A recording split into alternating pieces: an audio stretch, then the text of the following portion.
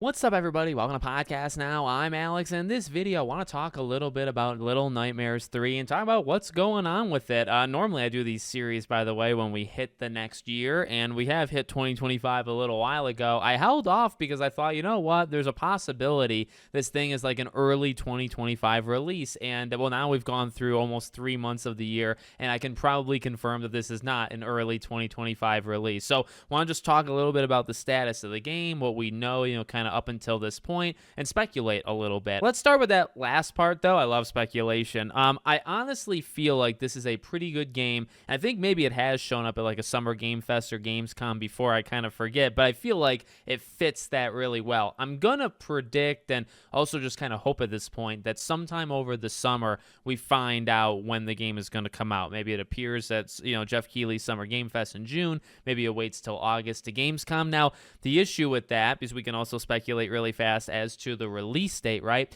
The thing that's interesting with this game is like, okay, well, it's not going to be synced up with like, well, you look at Little Nightmares 1, I think that was April of 2017. Hey, look at Little Nightmares 2, that was February of 2021. Okay, so those are out. We're about to hit April. It's not going to come out, I think, within the next month. Maybe. I mean, hopefully I'm jinxing myself, okay? Hopefully it can come out, but obviously it can't come out in February, so you're not going to do that. This feels more like a summer/fall type game. However, I do want to now bring in something that we do actually know, right? Well, we know that Supermassive Games took over, right? They took over the franchise, and, they were going to make Little Nightmares without the original, kind of creators. They helped with 2. They've been around for a little while, so I don't look at it as like the worst thing of all time. I look at it as like, okay, well, you got to keep your eye on it, but it's not necessarily terrible. Okay, well, a couple things with Supermassive. Number one, I have a feeling that the reason why this has taken so long, in fact, they announced the delay around a year ago, back in May of 2024, they announced the game was delayed. So I think this does coincide with layoffs. Back actually, again, around a year ago, Supermassive announced that they were laying off 90 people in their studio.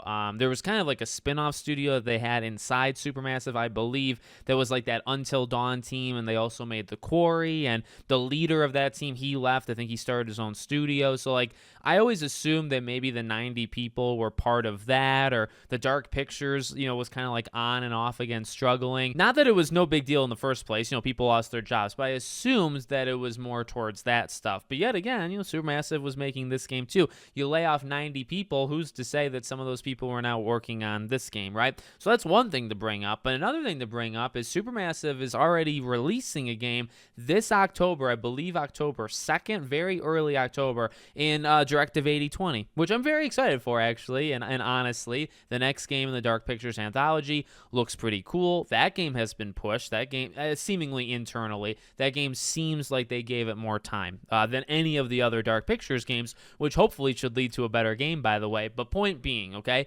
they're already doing a game and they're already releasing a game in early October. So when you bring up Little Nightmares 3 and you say, okay, well, it's probably not releasing like next month. It could release, May, June, July, August, but you also might show it around that time. If you show it around that time, maybe it comes out in the fall. Would Supermassive really release 2 games at almost the exact same time, right? October, early October, you'd have to kind of space them out. So like this game would have to be like August or early September or going into November. All obviously options, and so far the delay stuff doesn't really get me worried. It just makes me think, it actually makes me think 2 different things. One, they're really working on it hard, but number 2, I just think they actually revealed this thing too early, and that's another part to play when we talk about what's going on with this game. I almost felt like expectations were set in bad ways, including even by myself, because we knew at the end of Little Nightmares 2 that the developers were kind of shuffling, and there was like that one, I think honestly it was like 3-day period where we thought, oh my god, it's the franchise dead, because the way